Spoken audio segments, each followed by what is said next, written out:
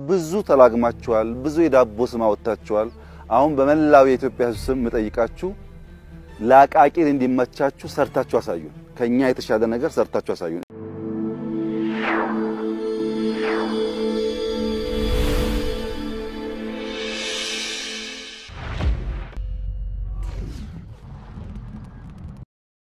ብዙ ረግማችሁናል ብዙ አንኳሳችሁናል ዛሬ በኢትዮጵያ ህዝብ ስም አንድ ነገር ልጠይቃችሁ ጠቅላይ ሚኒስትር አብይ ለተቃዋሚዎቻቸው ቻሌንጅ አቅርበዋል በወፍ በረር እንቃኘዋለን ወሳኙ ሹመኛ ስልጣን በቃኝ ብለው ለቀዋል ታዬ ደንደአ በድጋሚ ወደ እስር ቤት ገብቷል ጅጋ ነጋጋሪው ሰው በጸጥታ ኃይሎች ከተያዙ በኋላ የተሰጡ አስተያየቶችን እንመለከታለን መተከል ወደ አማራ ክልል ይመለስ ወይንስ ራሱን የቻለ ክልል ይሁን ወሳኙን የምዕራብ ኢትዮጵያ ግዛት የተመለከተ መረጃ በጥንቅራችን አካተናል ሌሎች ወቅታዊ ጉዳዮችም ተካተዋል አክብሮታዊ ሰላምታችን ያላችሁበት ድረስ የተወደዳችሁ ሸገር ታይምስ ቤተሰቦች እንዴት ናችሁ ለተመረጃ ጥንቅራችን ተጀመረ መግቢያችን ላይ ያስተዋወቅናችሁ ጉዳዮች እንደሚከተለው በዝርዝር እንመለከታለን አብራችሁን ቆዩ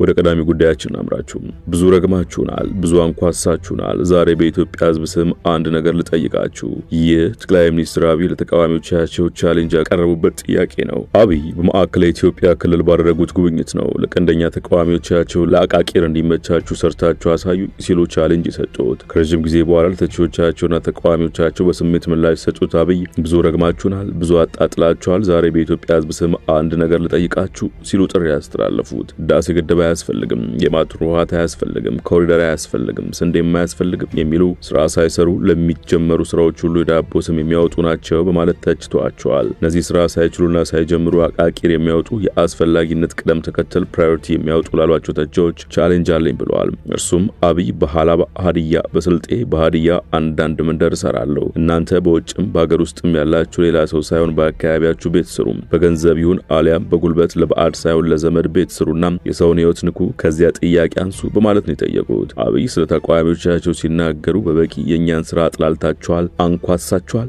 አኮሳችኋል ሲሉ ነው የተቹት ወሳኙ ሹመኛ ስልጣን በቃኝ ብለው ለቀቁ የአገራዊ ምክክር ኮሚሽነር ተገኘ ወርጌቱ በፍቃዳቸው ከኃላፊነት መልቀቃቸው ተሰምቷል ተገኘ ወርቅ የኮሚሽኑ ቆይታ በአንድ አመት በተራዘመበት ወቅት ገደማ ከኃላፊነት የለቀቁት ለኮሚሽኑ ቀደም ሲል በተሰጠው የሥራ ጊዜ ማገልገላቸው በቂ መሆኑን በመጥቀስ መሆኑን የኮሚሽኑ ምንጮች ጠቁመዋል እንደ ዋዜማ ዘገባ ከሆነ የዘገባ እስከተጠናቀረበት ጊዜ ድረስ በተገኘ ወርቅ ምትክ አዲስ ኮሚሽነር አልተተካም የተወካዮች ምክር ቤት ለምትተኪ ኮሚሽነር እንዳልሾመ የተጠየቁ የኮሚሽኑ ምንጮች እስካሁን ባለው ሁኔታ አስፈላጊ ነው ተብሎ ስላልታመነበት መሆኑን ጠቁመዋል በእስራ ላይ ያሉት ኮሚሽነሮችም በተገኘ ወርቅ ቦታ አዲስ ኮሚሽነር እንዲተካ እንብዛም ፍላጎት አላሳዩም ተብሏል ታዬ ደንደአ በድጋሚ ወደ እስር ቤት ገብቷል እጅግ አነጋጋሪው ሰው በጸጥታ ኃይሎች ከተያዙ በኋላ የተሰጡ አስተያየቶችን እንመልከት ታዬ ደንደአ ከመኖሪያ ቤታቸው ተወስደው በጸጥታ ኃይሎች በቁጥጥር ስር መዋላቸውን ባለቤታቸው አረጋግጠዋል የፌደራል ጠቅላይ ፍርድ ቤት በቀድሞ ሰላም ሚኒስትር ዴኤታም ታዬ ደንደአ ላይ ተመሰረቱ ሁለት የወንጀል ክሶችን ወደ ፌደራል ከፍተኛ ፍርድ ቤት በመመለስ በድጋሚ ክርክር እንዲደረግባቸው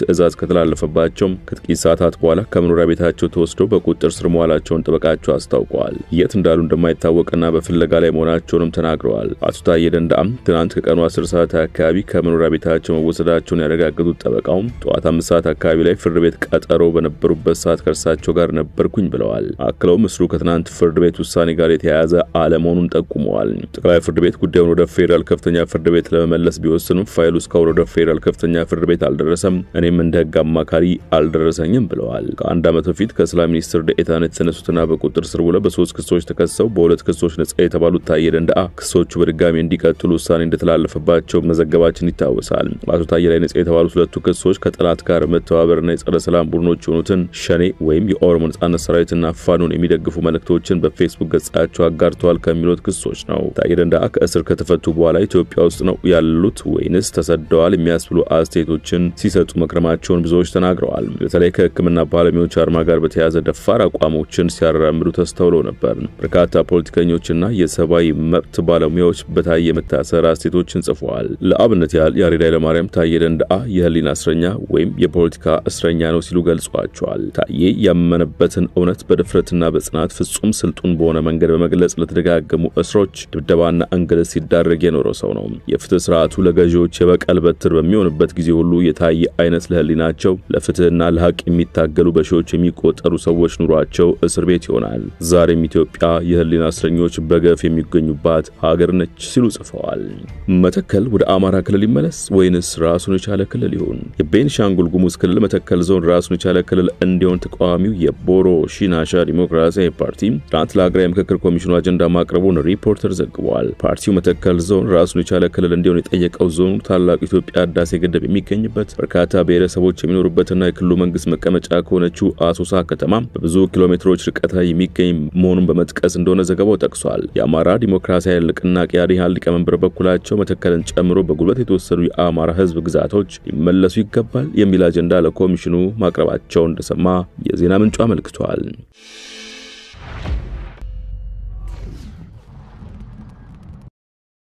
ሰዓቱ መረጃ ጥንቅራችን እንደቀጠለ ይገኛል። ስምረት ፓርቲ ከህወሓትም ከኢሃዲግም የተለየው ነኝ ብለዋል። ዲሞክራሲያዊ ስምረት ትግራይ ፓርቲ ስምረት የሚከተለው ርዕዮተ ዓለም ህወሓትም ሆነ ኢሃዲግ በዓለም ማህበረሰብ ዘንድ ይቀርብባቸው የነበረ ሂስን ከመሰረቱ የሚያርም ነው ሲሉ የፓርቲው ውጭ ግንኙነቶች አስተባባሪና የቀድሞ ጊዜያዊ አስተዳደር አመራር ፕሮፌሰር ክንደያ ገብረሕይወት ሞግተዋል። የኢትዮጵያ ብሔራዊ ምርጫ ቦርድ ለዲሞክራሲያዊ ስምረት ትግራይ ፓርቲ ጊዜያዊ ምዝገባ ፍቃድ ግንቦት 18 ቀን 2017 ዓ.ም ሰጥቷል። የፓርቲው ምስረታ ዓላማና ርዕዮተ ዓለም በተመለከተ ገለጻ ያደረጉት ክንደያ ዓለማችን አሁን የደረሰችበት አስተሳሰብ ግምት ውስጥ ያስገባም የአካባቢውና የሀገሪቱን አጠቃላይ ሁኔታ ታሳቢ ያደረገ እንዲሁም ትግራይ ውስጥ በተለይ አርሶ አደሩ በወጣቱና በምሁሩ የተቃጠለ ያለው የለውጥ ፍላጎት ለማሟላት ታሳቢ ያደረገ አስተሳሰብ አስፈላጊ መሆኑን ጠቁመዋል። አክለውም የፓርቲው ርዕዮተ ዓለም የዜጎች መብትና ነጻነት በከፍተኛ ደረጃ ማክበርና ማስጠበቅ የሚያስችል መሆኑን ገልጸው በሌላ በኩል ደግሞ ህወሓትም ሆነ ኢሃዲግ በዓለም ማህበረሰብ ዘንድ ይቀርብባቸው የነበረ ሂስን በመሰረቱ የሚያርም ነው ብለዋል። አያይዘውም በቀጣይ በክልሉ የሚደረገው የመስራች ጉባኤ ላይ የፓርቲው ከፍተኛ አመራሮች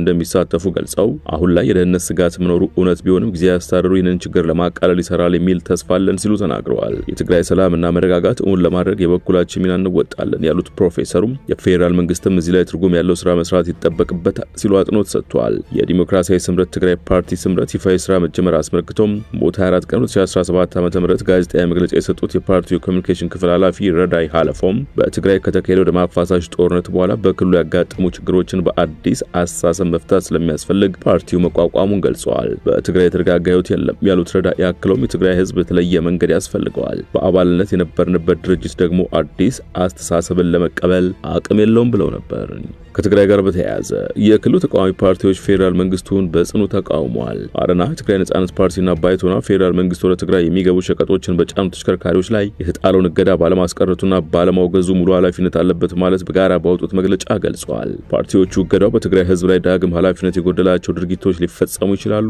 የሚል ስጋት ፈጥሯል ብለዋል። በህወሓት ምክንያት ጠቅላላ ህዝቡን መቅጣት ፈጽሞ ተቀባይነት የሌለው አደገኛና ቀውሱን ለራሳቸው ዓላማ መጠቀም ለሚፈልጉ ኃይሎች የልብ የሚሰድ ድርጊት እንደሆነ ፓርቲዎቹ ጠቁመዋል። ፌደራል መንግስቱና ህወሓት በትግራይ አካታች አስተዳደር እንዳይመሰረት አድርገዋል ማለት የከሰሱት ፓርቲዎቹ ህወሓት ለጠባብ ዓላማው በህዝብ ውስጥ መደበቅ እንዲያቆም የፕሪቶሪያ የግጭት ማቆም ስምምነት ሙሉ በሙሉ እንዲተገበርና በትግራይ አካታች አስተዳደር እንዲቋቋም ዓለም አቀፍ ህብረተሰብ ግፊት እንዲያደርግ ጠይቀዋል። የመረጃ ጥንቅራችን አበቃ። በያላችሁበት ሰናይ ጊዜ ይሁንላችሁ።